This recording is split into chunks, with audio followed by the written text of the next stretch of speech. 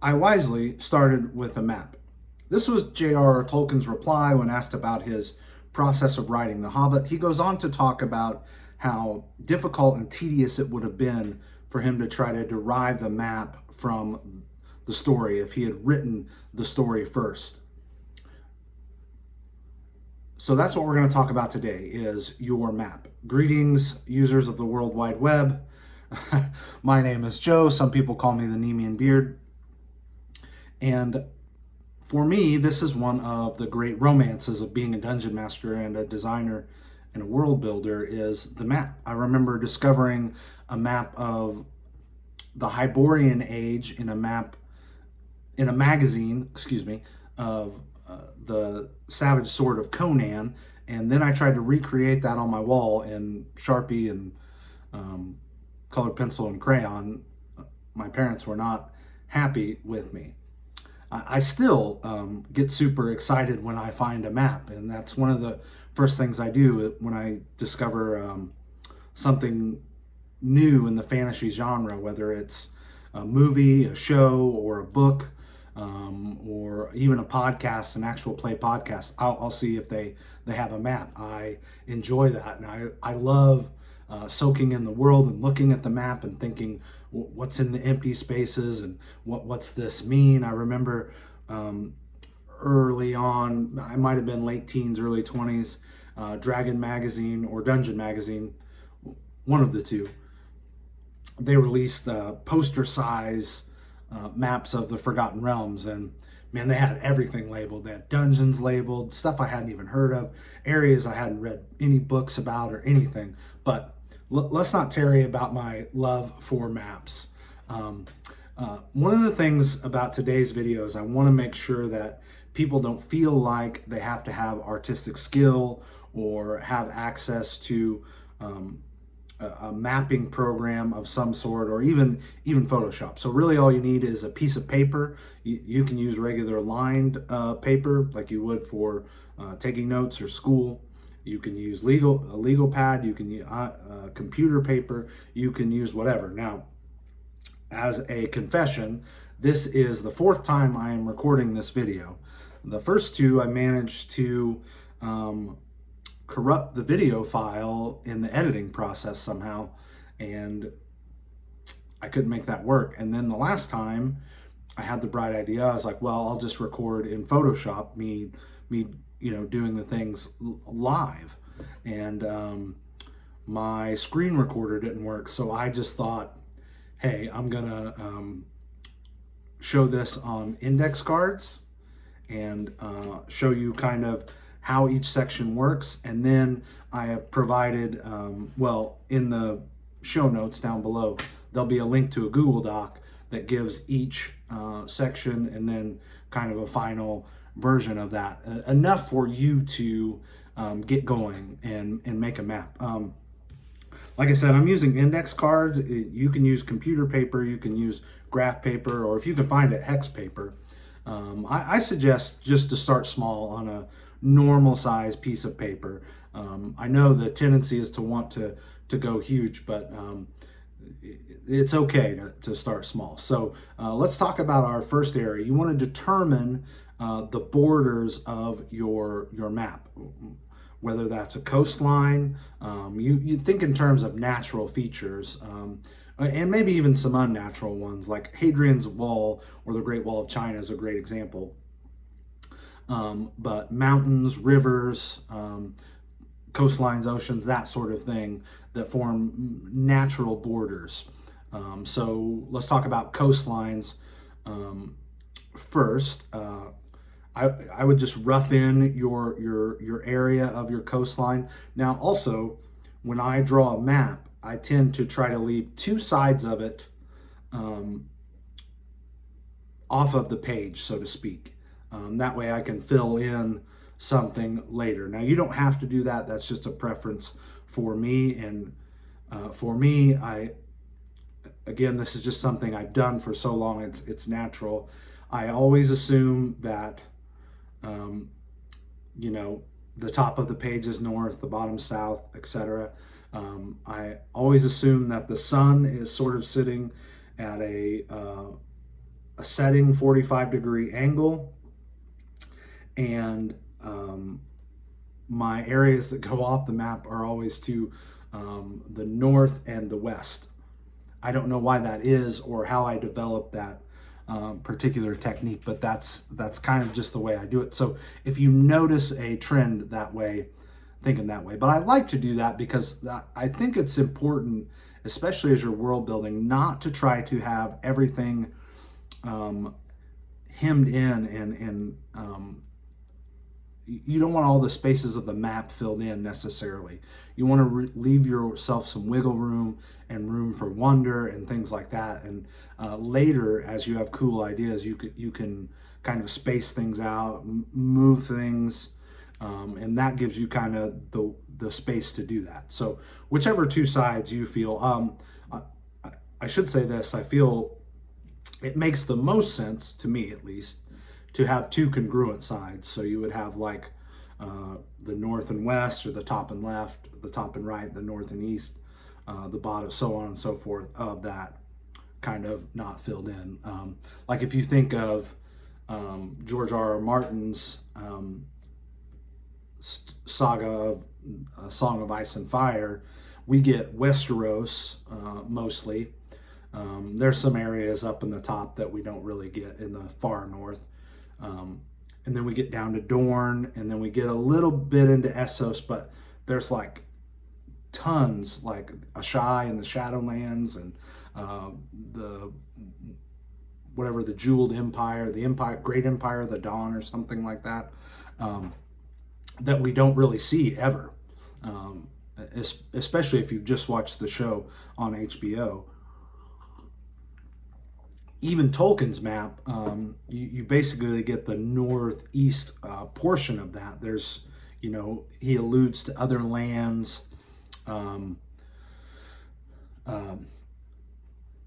to the east and to the south. And of course, we know there's islands, other continents and whatnot.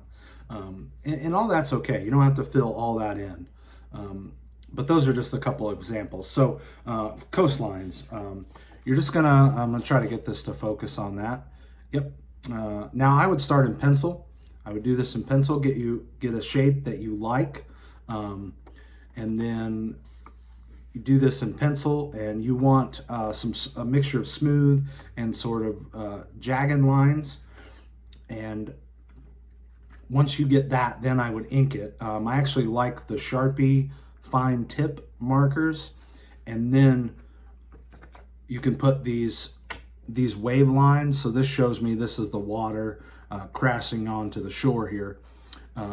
Then if you're starting with a coastline or a border, you can do this at any time during the process, but I like to do it then.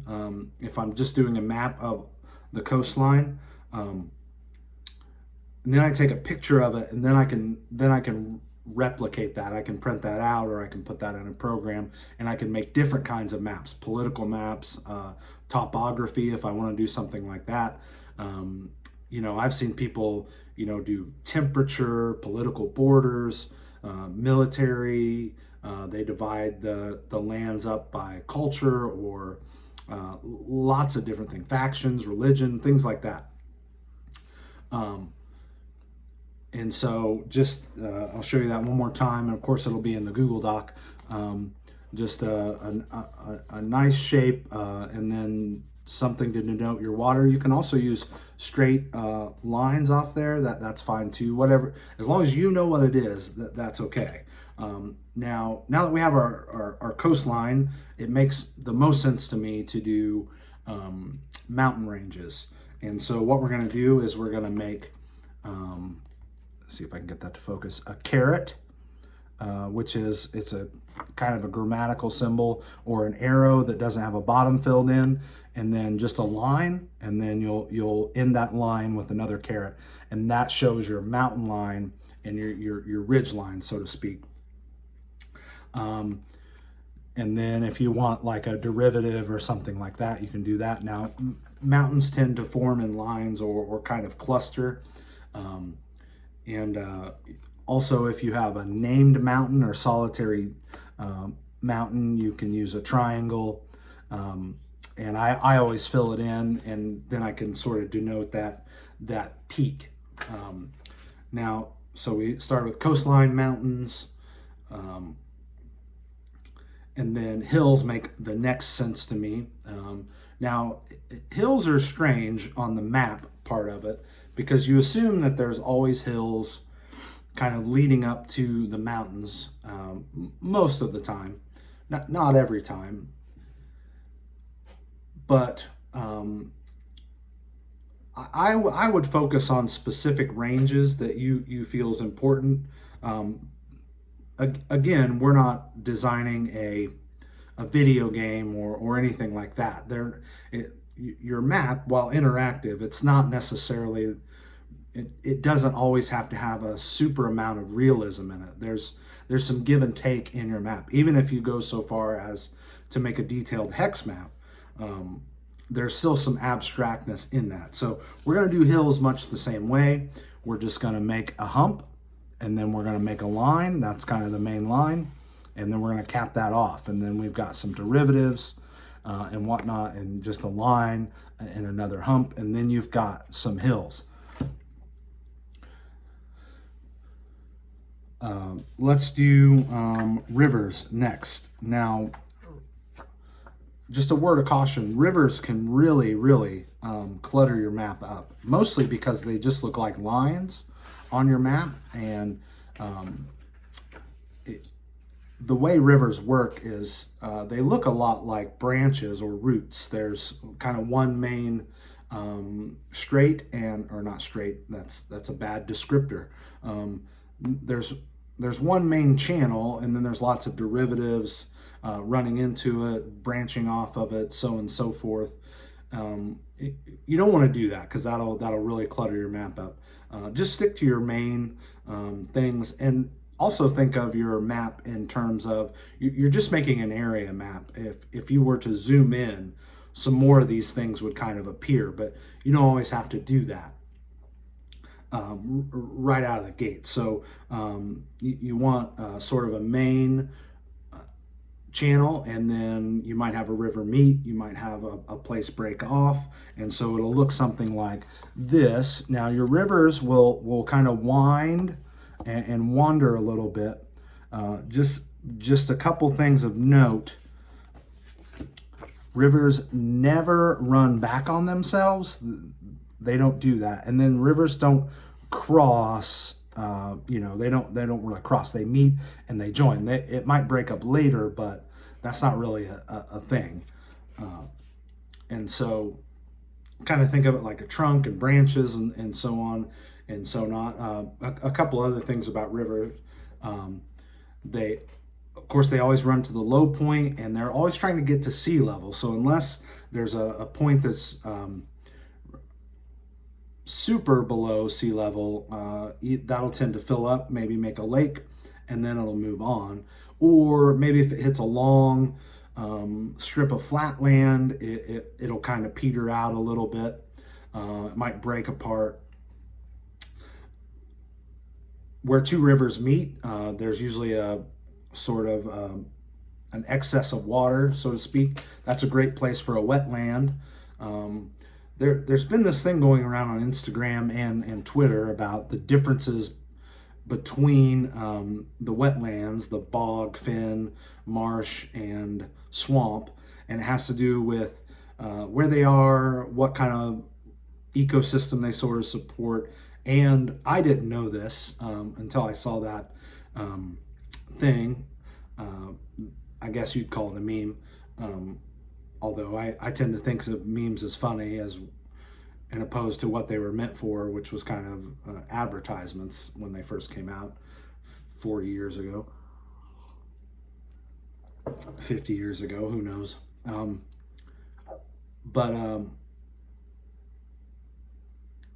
And it has to do with the acidity of the soil or the water, excuse me. And so just keep that in mind. It's super easy to find in a Google search if you're interested in it. So that's rivers, and remember, use restraint in those. Just kind of think of the main rivers that you might want to include, or important ones to your actual campaign. Next, it makes sense for me to do forests. Now, forests, when you mark those, they'll look like cotton balls or clouds, and so just like that. And then you can kind of use loose rounded E's, M's, W's, threes to sort of give it a little texture if you want. And you can also, for rivers and forests, you can also take a colored pencil or a crayon and just shade those. Like with the river, you would just trace, and then the forest, you can just kind of color it in. That works as well too. You don't have to add every little copse of trees. Again, you just want to stick to sort of the main forests and whatnot. The idea is what's kind of important. So after that, we have talking about wetlands and some other sort of features on the map. For whatever reason, I don't usually typically run adventures in like deserts or wastelands or things like that. Even though one of my favorite adventures of all time, The Forgotten City, is set in a desert, that may actually be my favorite adventure. I think somebody's redoing it in 5e. Sorry about that. But this is how I mark swamps and wastelands or deserts. You could use it for tundra too if you needed to. But so I have dashes. That's kind of difficult to see. Let me see if I can get that to focus in there. It'll be much more clearer on the Google Doc, but there's dashes that sort of show the border. And then for swamps, I use perpendicular lines, just a horizontal and a vertical dash. And then, but you don't have to like fill it all in. That's why you kind of use the dash lines. And then for the wastes, I do the same thing. And then I just make like almost like twos, and I double those up. And you can use, like I said, I use that for kind of deserts, tundra, sort of barren lands, maybe a land that's been scarred by some sort of magical apocalypse. And then the final thing that I usually put on my campaign maps or reference maps, if you will, are icons or glyphs or symbols. And there's lots of little variations you can use, but I always know what I tend to look for. So for towns and villages, I just use a filled in circle. Now it's got to be big enough that it doesn't just look like a dot on your map, because you can lose it quite easily. And you're like, oh, I had the perfect place for this town, but I lost it. And then if it's a larger settlement or city, I'll do the same thing, filled in circle, but then I'll put a border circle around that. And then for the capital, I usually use a star. Sometimes I fill it in, sometimes I don't. And then if there's like a place of interest or location or fortification, like a fort, a tower, something like that, ruin, I'll just use a filled in square. Now, I think that pretty much sums up about the reference map. I'll put my Instagram, my Twitter in the notes down here. I'd be interested to see your guys' reference maps.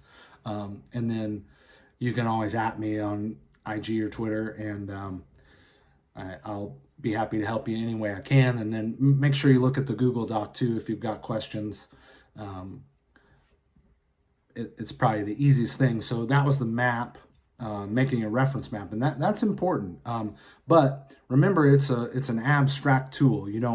I wouldn't worry about distance or anything like that yet. Now, I would encourage you, if if you're absolutely like stuck on what you can do, there's this tool that's this map generator. It's Asgar's fantasy map generator.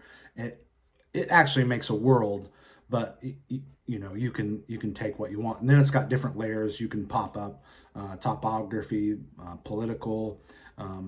You may or may not be able to change the names. I think that there's probably a way you can, because it like auto labels things for you, and I've never been super happy with any of the names that pop up on that. So if you're super stuck, that's a great tool. I'll put a link to that as well down there. And then in the next video, so we talked about the map and different ways to sort of denote what's going on. I would encourage you at some point to make a hex map. And I say that because that I know there's a lot of great programs out there like WonderDraft and Incarnate and even like Campaign Cartographer and things like that. I would just use Hexographer. And we'll talk about those at an actual later date. But just consider doing that in the future, because then you can actually know like how many days of travel, who's in control of what region, so on and so forth. So just some things to be thinking of as you make your map. Next video, we're going to talk about the spiral method of building, and this will actually help us get ready for game night. Be super interesting. We're going to make a town, and then we're going to make some adventure seeds, and then the video after that, I think we'll make an adventure. Sound good? Much love to you guys. I'm probably going to go ahead and make the videos today. So I hope you guys enjoy them, enjoy the content. Until I see you again, roll well.